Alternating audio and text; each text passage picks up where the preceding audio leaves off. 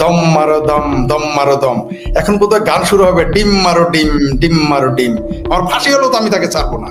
আর আপনি ডিমের কথা বললেন, আপনি কিসের ডিম? একটা ডিম ধরে ডিম মারা যায়। আমার মনে হচ্ছে বাংলাদেশে একটা বিরাট অন্যায় কাজ আমরা করে ফেলেছি। এই দেশ 24-এর দেশ হবে না, এই দেশ 71-এর দেশ। এই দেশকে আমরা 24-এর দেশ করতে দেব না, দেব না, দেব না। বিদায় যাকে আমরা টার্গেট করেছি সে বলছে সংবিধান ছিঁড়ে ফেলে দিবে, সে বলছে আমরা জাতির পিতাকে মানি না, সে বলছে আমরা মুক্তিযুদ্ধ মানি না, মুক্তিযুদ্ধ ছিল না। তাদের সাথে আমাদের কোনো আপোষ নাই। পানিতে ভাসলে ইজ্জত যায় না, জিয়া রহমানের মাজারে লাশ ঝুললে ইজ্জত যায় না। আপনি ডিম মারাকে নিয়ে এত কিছু করতেছেন, বাংলাদেশে আদালতে আপনি পেটাচ্ছেন, মেরে ফেলছেন, জেলখানার ভিতরে মেরে ফেলছেন, এগুলো অপরাধ না? আপনি সরাসরি এখানে ডিম মেরেছেন, একজন নিরপরাধ মানুষকে হ্যান্ডকাপ লাগাচ্ছেন, জয় বাংলা স্লোগান দিলে সাথে সাথে ঘুষি দিচ্ছেন, বঙ্গবন্ধুর নাম নিলে তাকে পিটিয়ে মেরে ফেলতেছেন, শেখ হাসিনার ছবি মোবাইলে থাকলে আম পাবলিক করে না, তাকে ধরে পেটাচ্ছেন। সেগুলো মানবাধিকার লঙ্ঘন না, সেটা গণতান্ত্রিক অধিকার লঙ্ঘন না। এই ডিম সংস্কৃতি যেটা বলছেন, আমরা আগে কিছুদিন আগে গান শুনেছি না, দম মারো দম, দম মারো দম। এখন বোধহয় গান শুরু হবে, ডিম মারো ডিম, ডিম মারো ডিম। এটা বোধহয় এখন চালু হয়ে গেল আর কি। যাই হোক, সেটা অন্য বিষয়, আমরা চাচ্ছি না। তবে ডিমের সংস্কৃতি যেহেতু বললেন, আমি যতদূর জানি যে ডিম মারা এটা হচ্ছে কারো গায়ে ব্যক্তিগতভাবে হাত দেওয়া, অবশ্যই ফৌজদারি অপরাধ, কোনো সন্দেহ নাই। কাউকে গালি দেওয়া, সরাসরি গালি দেওয়া, নাম ধরে। আপনি ডিম মারাকে নিয়ে এত কিছু করতেছেন, বাংলাদেশে আদালতে আপনি পেটাচ্ছেন, মেরে ফেলছেন, জেলখানার ভিতরে মেরে ফেলছেন, এগুলো অপরাধ না? আপনি সরাসরি এখানে ডিম মেরেছেন, একজন নিরপরাধ মানুষকে হ্যান্ডকাপ লাগাচ্ছেন, জয় বাংলা স্লোগান দিলে সাথে সাথে ঘুষি দিচ্ছেন, বঙ্গবন্ধুর নাম নিলে তাকে পিটিয়ে মেরে ফেলতেছেন, শেখ হাসিনার ছবি মোবাইলে থাকলে আম পাবলিক করে না, তাকে ধরে পেটাচ্ছেন। সেগুলো মানবাধিকার লঙ্ঘন না, সেটা গণতান্ত্রিক অধিকার লঙ্ঘন না, সেটা বাক স্বাধীনতার লঙ্ঘন না। আপনি দাড়ি ধরে ভিসিকে টানতেছেন, সেটা ভিসি বা শিক্ষকের টানতেছেন, সেটা আপনার মানবাধিকার লঙ্ঘন না। আপনি যা 200 থেকে 300 সাংবাদিককে জেলে রেখেছেন, সেটা সংবিধান লঙ্ঘন না, মানবাধিকার লঙ্ঘন না। আর ডিমের কথা যেটা বললেন, আমি জানি বঙ্গবন্ধুর খুনিকেও তো ঘুষি মারা হয়েছিল, এগুলো তো ব্যক্তিগত ব্যাপার না। যদি সিদ্দিক সাহেব কাউকে ঘুষি মারেন পার্সোনালি, সেটা সরাসরি ফৌজদারি অপরাধ, কোনো সন্দেহ নাই। যদি সরাসরি কোনো জাতি ব্যক্তিগত উদ্দেশ্য ছাড়া কোনো কিছু করেন, সেটা তো অপরাধ হতেই পারে না। আপনি একটা ক্রিমিনালকে গিয়ে হিট করেছেন, এটা অপরাধ হবে? আপনি যে দেশে 3000 মানুষকে হত্যা করার জন্য দায়ী, যে দেশে আগুন জ্বালানোর জন্য যাই 3.5 লক্ষ মানুষ জেলে, আপনি 3.5 লক্ষ জেলে, 350 সাংবাদিক জেলে, আপনি সেই লোকের বিরুদ্ধে প্রতিবাদ করলে আপনার আবার অপরাধ হয়ে যাবে? বঙ্গবন্ধুর খুনিকে বক্সিং মেরেছিল কানাডাতে, তার সাথে আমার ব্যক্তিগত কথা, তিনি বল কিছু হয় নাই, তার সে তো ব্যক্তিগত ইস্যুতে মারে নাই, আমি তো ব্যক্তিগত কারণে মারি নাই। আমি যদি আপনার সন্তানকে কেউ খুন করেছে, আমি তার বদলে তাকে ঘুষি মেরেছি, আমার এটা ফৌজদারি অপরাধ হবে, এটা তো নৈতিক দায়িত্ব। যেভাবে অ্যারেস্ট করেছে এটা কিন্তু ডিম মারার ব্যাপার না। এখানে ওই ছেলেটা একটা পুলিশকে সে রিপোর্ট করেছে, সে হলো যুব দলের একজন কর্মী বা একজন নেতা। সে পুলিশকে বলেছে এই ছেলেটি তাকে তার কাছে নাইফ আছে, নাইফ দিয়ে তাকে হত্যার হুমকি দিয়েছে, এবং এই ছেলেটির কাছে গানও থাকতে পারে, অস্ত্রও থাকতে পারে। সেই জন্য পুলিশ, এদেশের পুলিশ এরকম কোনো কমপ্লেন হলে ইমিডিয়েটলি অ্যারেস্ট করে, এবং সে কারণে তাকে অ্যারেস্ট করা হয়েছে। কিন্তু যেহেতু মিজানুর রহমান যেহেতু মিজানুর রহমান ডিম মারার সাথে জড়িত, তার সেই ছবি ভাইরাল হয়েছে, আমাদের মিডিয়া বা আমাদের অপোজিট যারা পার্টি, তারা আমাদের দোষটা চাপানোর জন্য, যে আমরা অশৃঙ্খল, আমরা একটু ফায়দা নেওয়ার জন্য, বা আমাদের নেতা কর্মীদের মনোবল দুর্বল করার জন্য, এটা একটা অপচেষ্টা। আমি এখন কোর্টের দিকে যাচ্ছি। আমাদের দেশে আগেও বলছি যে আইনের দেশ, অ্যারেস্ট হয়েছে। আমি গতকাল প্রিসেন্টে রাত 2টা পর্যন্ত ছিলাম। আজকে পুলিশ স্টেশন, এখানে প্রিসেন্ট মানে পুলিশ স্টেশন, সেখান থেকে রাত্রেই তাকে কোর্টে নেওয়া হয়েছে। সে এখন কোর্টে আছে, আমি সে কোর্টে যাচ্ছি। আমার মনে হয় within hour and so he will be released. And আমার কাছে যে রিপোর্টটা দিয়েছে, তার কোনো ক্রিমিনাল রেকর্ড নেই, criminal record is clean, nothing would happen to him. বসার সুযোগ আমাকে যে করে দিয়েছে, তার কাছে আমরা চিরঋণী। এই দেশটি বাংলাদেশ, এই দেশ 24-এর দেশ হবে না, এই দেশ 71-এর দেশ। এই দেশকে আমরা 24-এর দেশ করতে দেব না, দেব না, দেব না। বিদায় যাকে আমরা টার্গেট করেছি, সে বলছে সংবিধান ছিঁড়ে ফেলে দিবে, সে বলছে আমরা জাতির পিতাকে মানি না, সে বলছে আমরা মুক্তিযুদ্ধ মানি না, মুক্তিযুদ্ধ ছিল না। তাদের সাথে আমাদের কোনো আপোষ নাই, আমরা আপোষ করবো না।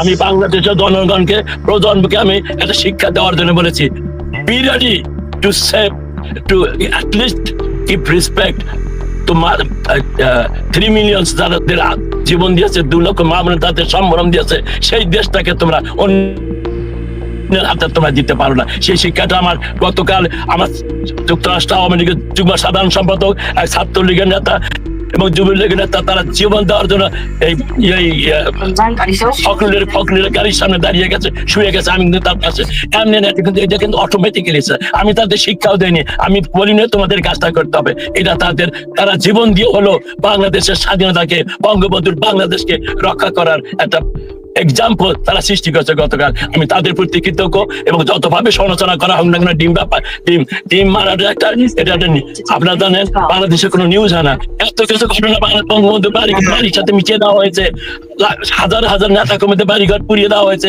স্কুল কলেজে আমার ছেলেমেলে দেওয়া না, জয় বাংলা ট্যাগ দিয়ে মানুষকে হত্যা করা হচ্ছে, সেখানে একটা ডিম ধরে ডিম মারা হচ্ছে। আমার মনে হচ্ছে বাংলাদেশে একটা বিরাট অন্যায় কাজ আমরা করে ফেলেছি। একজন বিখ্যাত লেখিকা চিঙ্কু বামে আজম তিনি লিখেছেন যে বাংলাদেশে পাকিস্তান বাহিনী কোনো অপরাধ করেনি, এই লোককে পেলে আমি ছাড়বো, এই লোককে পেলে আমি ছাড়বো। আপনি কি বলেন? আপনি আমার ফাঁসি হয়ে যেতে পারে, সে নারী, সো হোয়াট? সে তো তার নারী, আমার 3 লক্ষ নারীকে ধর্ষণ করেছে পাকিস্তান বাহিনী, 5 লক্ষ, 3 থেকে 5 লক্ষ এই রাজাকার আলবদরের সহযোগী ছিল। সেই নারীকে পেলে আমি যদি তার গায়ে হাত তুলি বা তাকে থাপ্পড় দেই বা কানটা ধরে বা ঘাটটা ধরে ঘোরানি দেই, আপনি আমাকে বলবেন আমি অপরাধী? সে অপরাধী নয়। সে আমার জজবা, তার ভাষায় বলে আমার জজবা নিয়ে সে খেলবে। এবার চিঙ্কু মামের ভাষায় বলি, আমার জজবা নিয়ে আপনি খেলবেন, আপনাকে আমি ছেড়ে দিব, আমার ফাঁসি হলেও তো আমি তাকে ছাড়বো না। আর আপনি ডিমের কথা বললেন, আপনি কিসের ডিম? আমেরিকানরা ছাড়বে নাকি? আমেরিকানরা ছাড়বে? তাদের ওইখানে কেউ কোন করলে? আমেরিকাতে প্রেসিডেন্ট ট্রাম্পের ছবি বানায় পিটায় না? প্রেসিডেন্ট ইউরোপের নেতাদের গালে থাপ্পড় দেয় না? কি হয়েছে? আপনি ফ্রিডম অফ এক্সপ্রেসের কথা বলেন, আবার বলেন টিম মেরেছে। কপাল ভালো আওয়ামী লীগ যে এত সভ্য। আমি খুব রাগান্বিত। আর এখানে আমাদের বাংলাদেশের আমেরিকার প্রেসিডেন্ট, আওয়ামী লীগের প্রেসিডেন্ট উপস্থিত। আমি খুব তো আপনাদের উপরে। কেন টিম মারলেন? শুধু কেন জুতা মারলেন না? কেন জুতা মারলেন না ওদের? আপনারা কিসের আইন, কিসের আইন? মানুষের জীবন সম্ভ্র। আপনি 30 লক্ষ মানুষকে হত্যা করেছেন।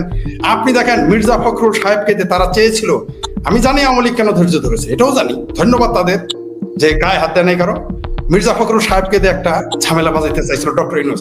এই যে আদম ব্যাপারী, কত বড় বদমাইশের বদমাইশ, সে চেয়েছিল বাংলাদেশে আওয়ামী লীগ বিএনপির মধ্যে একটা ক্লাশ লাগিয়ে দিয়ে সে মাঝখান দিয়ে মুয়া খেয়ে চলে যাবে। অত নালিয়া দেশের না, ছাড়বো না আমরা। তুমি মির্জা ফখরুল দিয়ে আওয়ামী লীগের লাগাই দিবা, মুক্তিযুদ্ধের প্রশ্নে কাউকে ছাড়, তুমি সংবিধান ছুঁড়ে ফেলবা আমার, আমি তোমাকে ছেড়ে দিব পৃথিবীর। আরে তোরা বেহেস্তে পেলেও তোরা যাইতে দেবো হারামজাদা। তোরা যদি উনি আমাকে বলছেন যে খালি ডিম মারলেন কেন? আমাদের তো রাজনীতি করতে হবে ভাই। আমার দেশে আজকে কোটি কোটি নেতারা আজকে ঘরের বাইরে, তাদের বাসায় তাদের আত্মীয় স্বজন দেখা করতে পারছে না। অনেকে ব্যবসা বাণিজ্য থেকে বাইরে, চাকরি বাকরি থেকে বাইরে, স্কুল কলেজে যেতে পারছে না। তাদের দিকে লক্ষ্য রেখেই আমরা কিন্তু সিদ্ধান্ত নিয়েছি যে আমরা এমন একটি রাজনীতি করব যে রাজনীতি আমাকে 17 কোটি মানুষ গ্রহণ, 17 কোটি মানুষ যাতে আমাদের দোষ দিতে না পারে, তার একটা এক্সাম্পল সৃষ্টি করার জন্যই আমরা খুব চিন্তা ভাবনা করেই ডক্টর ইউনূসকে আমরা কিভাবে মোকাবেলা করবো সেটা একটা আমি স্ট্র্যাটেজি ঠিক করেছি। সবার সাথে আমার সহযোদ্ধা যারা আছে সবার সাথে আলোচনার মধ্য দিয়ে ডক্টর ইউনূস প্রথম যখন আমার এই কথাটা শুনেছেন আমাদের ভয়ঙ্কর রূপ, এটা উনি মনে হয় কিছুটা কনসিডারে নিয়েছেন এবং সেটাকে মোকাবেলা করার জন্য উনি 3টি বৃহৎ দলকে সাথে আনিয়েছেন। এখানে তাদের বহু সংখ্যক লোক আছে, তাদের সাথে আমাদের একটা ঝগড়া বাঁধবে এবং অলরেডি শুরু হয়েছে। গতকাল রাত্রে আমাদের কিছুটা সংঘর্ষ হয়েছে, মানে স্বাভাবিক। আপনি জানেন এটা এটা সব মানে বাক স্বাধীনতা এসেছে, স্লোগান হবে, পাশাপাশি মানে আমাদের বিক্ষোভ হবে, এটাই স্বাভাবিক। সেখানে অনেক সময় আমাদের একসাথে গন্ডগোল লেগেই যায়। কিন্তু যে কথাটিতে আপনি বলছেন যে আমরা কিন্তু ওই ডক্টর ওটা আমরা বুঝে ফেলছি যে চাবে যদি বিএনপি জামাতের সেই নেতাদের যদি আমরা অপদস্থ করি, এর রেশ শুধু এখানে থাকবে না, সারা বাংলাদেশে সে স্প্লিং এর মতো হবে। তখন তারা ওই আওয়ামী লীগ এবং এনটি আওয়ামী লীগ হিসাবে যেটা অলরেডি তারা কাজ করছে সেটা আরো তীব্রতর হবে এবং ডক্টর ইউনূস এই দেশটাকে আরো বেশি দিন ধরে ক্ষমতা থাকার একটা ব্লুপ্রিন্ট যে তার আছে, তার যে মিটাকুলাস ডিজাইন আলটিমেট ডেস্টিনেশন কোথায় সেটা কিন্তু আমরা কেউ জানি না। তবে আমরা কিছুটা বুঝতে পেরেছি, উনি মনে করছেন উনি কিছুটা বুঝতে পেরেছি, উনি মনে করছেন উনি রাজনীতি বোঝেন, উনি সব খেলগুলো খেলবেন।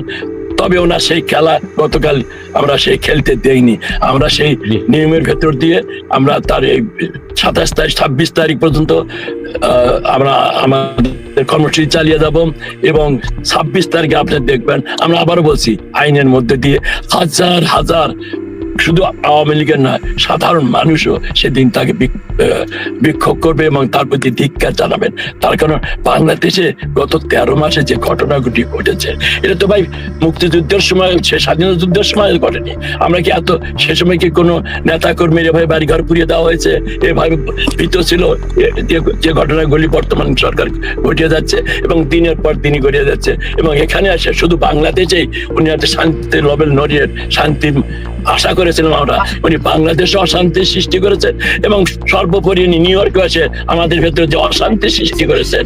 আমি আমার ছেলেবেলাদের বলছি জয় বাংলা বঙ্গবন্ধু স্লোগান দেওয়ার দরকার নাই। এখানে যেহেতু সব বিভিন্ন দেশের লোক থেকে ইংরেজিতে স্লোগান হবে, একটা হলো terrorist Yunus step down terrorist Yunus, এবং ওখানে আক্তারের কথা বলেছি, এদের কথা বলে শুধু টেরোরিস্ট বলবে এন্ড কিলার নাথিং এলস। এবং এটা আপনি যত ইচ্ছা বলতে পারেন, এটা ফ্রিডম অফ স্পিচ।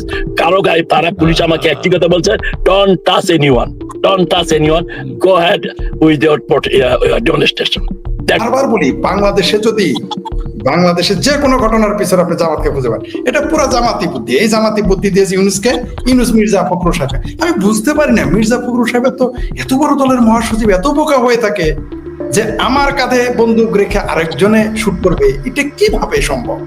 তিনি কেন গেলেন? আচ্ছা, এই বাচ্চা কাচ্চাদের সাথে তিনি কেন গেলেন? এটা আমি বুঝতে পারি না। বিএনপির উপদেষ্টা কারা? এই জন্যই আওয়ামী লীগ 17 বছর ক্ষমতায় ছিল, এই জন্যই ছিল 16 বছর ক্ষমতায়, নাহলে তো তারা তো 5-10 ক্ষমতায় আসার কথা। জি, বেড়াইতে গেলাম, তার সাথে মনে করেন সিদ্দিক ভাইয়ের শ্বশুর বাড়ি গেলাম, ধরেন আমেরিকা, তার পোলার শ্বশুর বাড়ি বা মেয়ের শ্বশুর বাড়ি, আমাকে নিয়ে গেল সিদ্দিক ভাই আর তার ভাইরা ভাই, বা সিদ্দিক ভাই তার বিয়াই পালায় চলে গেল, আমারে আর ডক্টর সাহেবকে মার খাওয়ার ব্যবস্থা করে দিয়ে গেল। ভেরি নাইস পয়েন্ট, এটা বিএনপি বুঝতে পারছে কিনা আমি জানি না। আমি কথাটা বারবার বলছি, একে বিশ্বাস করেন না ভাই, এই লোকটা সাংঘাতিক মানুষ, একটা সাংঘাতিক জীব। মির্জা ফখরুল সাহেব যদি কালকে না থাকতো তাইলে আমার বিশ্বাস হয় না যে ডক্টর সিদ্দিক সাহেব তার কর্মীদের রক্ষা করতে পারতেন, আমি বিশ্বাস করি না। আর ডক্টর ইউনূস যদি কালকে ওই রাস্তা দিয়ে যাইতো, আমার বিশ্বাস যে ডক্টর সাহেব নিজেকে কন্ট্রোল করতে পারতেন না। যদি বঙ্গবন্ধুর সৈনিক তিনি, আমি জানি পারতেন না। সেই জন্য ডক্টর ইউনূস আর জামাতের যে বদমাইশটা তাহের নাহি ফাহের কি যেন নাম, তাকে নিয়ে ব্যাকডোর দিয়ে পালিয়ে গেছে। এরপরে যদি বিএনপির আকল না হয় তাহলে আর কি করা? যেটা বললেন রাজনৈতিক দল এনসিপি, আর ভাই এনসিপি লোক তো বাংলাদেশেই নাই, আমেরিকাতে আপনি কোথায় পাবেন? আমেরিকাতে কোথায় পাবেন? আপনি প্রশ্নই আসে না। তাদের এনসিপির লোক তার বাড়িতে, তার ঘরের মধ্যে এনসিপি আছে নাকি তার ঘরে? আমি বলতে চাই, যে সকল কুশীলেরা লম্বা লম্বা কথা বলছেন, টিম মারার কারণে বাংলাদেশের ইজ্জত নষ্ট হয়েছে, 45টা বাংলাদেশের পানিতে ভাসলে ইজ্জত যায় না, জিয়া রহমানের মাজারে লাশ ঝুললে ইজ্জত যায় না।